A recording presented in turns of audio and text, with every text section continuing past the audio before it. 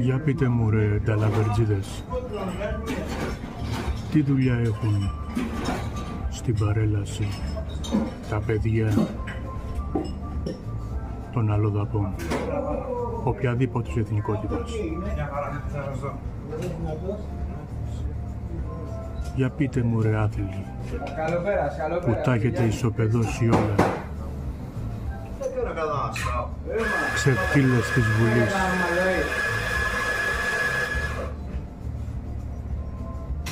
η γενιά του Πολυτεχνείου, που τα ξεφτύλισε και τα ισοπαίδωσε όλα. Θα τρέμουν τα κόκαλα των πεσόντων. Ξεφτύλες. Έλληνας γεννιέσαι, δεν γίνεσαι ρε. Και κάτι άλλο.